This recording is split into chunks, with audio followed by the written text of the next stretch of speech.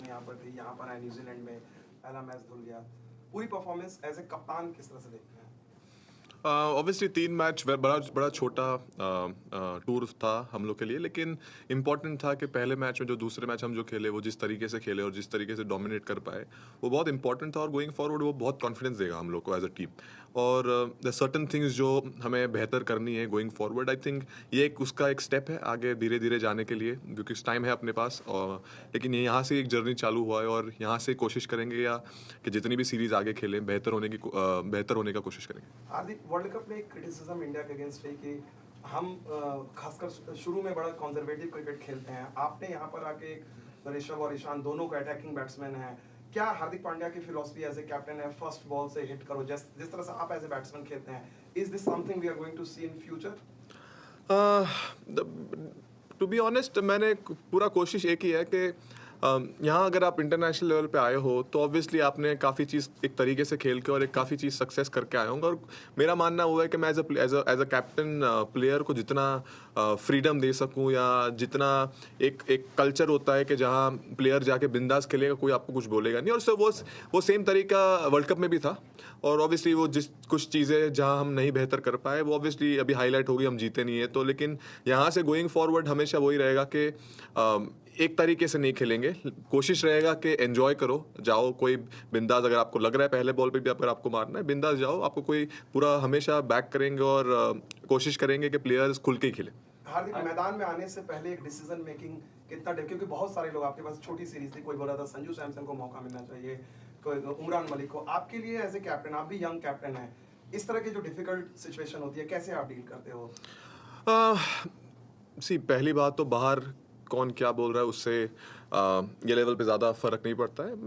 ये मेरी टीम है, अगर और हम कोच और मेरे को जो ठीक लगेगा, जो साइड हमें चेक करनी है, और बहुत समय है, सबको मौका मिलेगा, सबको पूरा मौका मिलेगा, और जब मौका मिलेगा लंबा मौका मिलेगा वो है।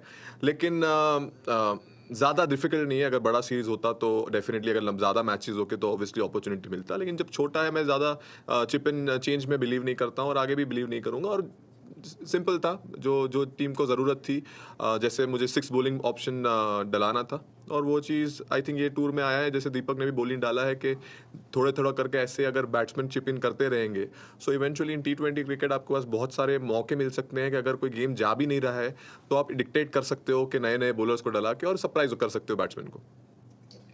Hi Hardik, Aditya Bhattacharya from Hindustan Times. Today we got a glimpse into India's fast bowling future with Siraj and Arshdeep. The way they came back to give India breathing space, especially after the way those guys are batting. So, how happy are you with the progress? Obviously, Arshdeep has played a little more lately, but Siraj has gotten a fewer chances since making his debut. Especially a word on Siraj and overall progress with their growth. Obviously, I think Siraj did exactly what maybe I wanted from this wicket as a bowler. I think in T20 cricket, yes, you definitely get hit. Somewhere down the line, if you try to get saved by, kind of, if you go on defense as a bowler, you will have good days, but at the same point of time, when you are not having your good day, it will literally haunt you.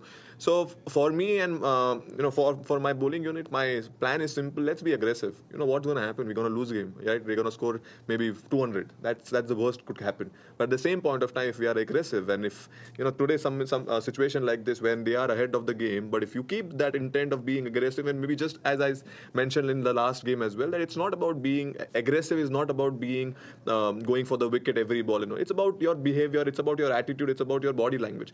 And I think somewhere down the line going forward, we will maintain this, and we will be aggressive as a bowling unit, and at the same point of time, we will pick bowlers as well who can intimidate batsmen as well if it needed be. Hardik, Rahul Patil here. Just a quick one. Was there obviously clear messages coming from the dressing room when you were in the middle? Because we did see some real aggressive intent in that power play today.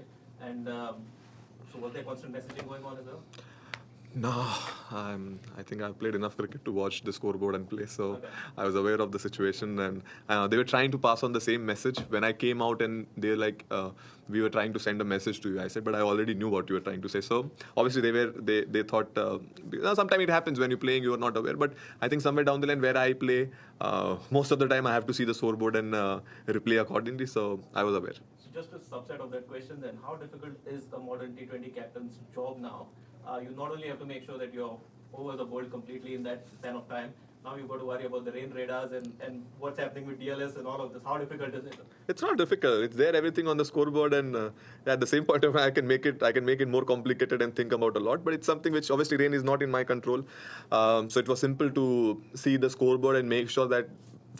I realized that when it started drizzling, we were 63 and the DLS required 63. So that point of time, I was watching every ball and making sure that, we stay there only. To be honest, I did not expect the rain to come and close down the game. But my point was saying, if it stops, I want to be at the DLS. I want to be there. That's the reason all of a sudden when we were hitting, we realized that I just told Hooda that right now, let's keep playing and let's stay there. And obviously, if the rain stops, and at the same point of time, we lost wicket as well. So we had to consolidate and kind of take the game deep and do the same thing what I've been doing. Simple as that. Thank you. Hardik, firstly, many congratulations. Thank you so much. Rahul from India Today आज तक. हार्दिक, अब हर कोई बात करने लग गया है कि भाई हार्दिक पांड्या को टी20 कप्तानी दे दी जाए, और ये मैं हम लोगों की मीडिया की बात नहीं कर रहा हूँ. आप सुनील गावस्कर ने बात कही थी रिसेंटली, अभी कल परसों रवि शास्त्री ने भी ये कहा कि वक्त आ गया है कि आप हार्दिक पांड्या को टी20 कप्तानी सौंप दी जाए परमानेंटली. क्या आप उस जोन में अब सोचना शुरू कर दिया है कि मैं इस टीम को कैसे लेके जाना चाहता हूँ, और उस पर आप की सोच चल रही है? सोच मेरा पॉइंट जब तक चीज़ें होती नहीं है उसके आप सोच नहीं सकते. ऑब्वियसली कोई अगर बोल रहा है तो अच्छा फील होता है, या टू बी ऑनेस्ट यस, क्या ये जो बात बोल रहे हैं. लेकिन मेरे लिए सिंपल है कि अगर मैं एक सीरीज़ करूं या 2 सीरीज़ करूं या एक मैच करूं, मेरा पॉइंट वो है कि जिस तरीके से मुझे खेलना है क्रिकेट, जिस तरीके से मैं गेम देखता हूँ, मैं उस तरीके से कैप्टनसी करूँगा.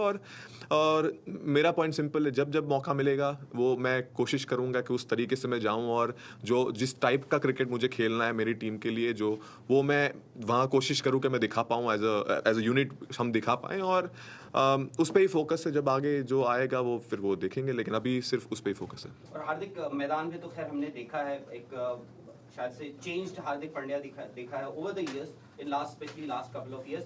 ड्रेसिंग रूम में हर किसी को खुश रखना बिकॉज ऑफ सिलेक्शंस आल्सो, क्योंकि आप एक प्लेयर को अक्सर ये होता है कि जो बेंच पे बैठा होता है वो ज्यादा बेहतर प्लेयर दिखता है बाहर से.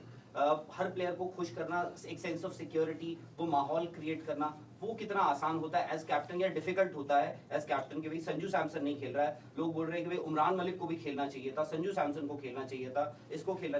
तो वो एक हेल्दी एनवायरनमेंट क्रिएट करना कितना डिफिकल्ट होता है ड्रेसिंग रूम में? डेफिनेटली वो डिफ़िकल्ट नहीं होता, वो किस तरीके से आप हैंडल करें.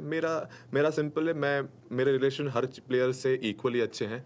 और अगर मैं किसी को नहीं खिला पा रहा हूँ, सो उनको भी पता है कोई पर्सनल है नहीं, वो जिस सिचुएशन में अगर नहीं हो पाया है. और कोशिश वो रहती है कि मैं हमेशा वो मुझे हेल्प करता है, क्योंकि बिकॉज मैं पर्सन ऐसा हूँ कि जो हमेशा लोगों के पास रहा हूँ और हमेशा लोगों को अराउंड रखा है. अगर किसी को मेरी ज़रूरत है तो अगर सबको एक मैसेज क्लियर है, अगर आपको थोड़ा भी कुछ लग रहा है, my doors are always open for them to come and have a chat with me, because मैं समझ सकता हूँ उनका भी फीलिंग. अगर किसी को बाहर, जैसे for example Sanju Samson unfortunate था, हमको खिलाना था लेकिन कोई चीज़ की वजह से हम नहीं खिला पाए. लेकिन मेरा पॉइंट वो है कि मैं समझ सकता हूँ मैं उनके शूज़ में जाके सोचता हूँ, क्योंकि एज अ क्रिकेटर डिफिकल्ट होता है. आप कितना भी बोल लो इंडिया के लिए खेल रहे हैं, लेकिन अगर आप बाहर कंटिन्यूसली बैठ रहे हैं और मौका नहीं मिल रहा है, सो वो डिफिकल्ट होता है. मैं सिर्फ कोशिश वो करता हूँ कि मैं उनके शूज़ में जाके देखूँ. और कितना एक चीज़ होता है, एक टाइम के बाद मैं कितने भी वर्ड बोल दूँ, उनको कितना भी बोल दूँ, एक टाइम के बाद वो वर्ड उनके लिए वो डिफिकल्टी रहते हैं. लेकिन at the same point of time अगर मैं कंटिन्यूसली वो चीज़ मैं रिपीट कर पाऊँ और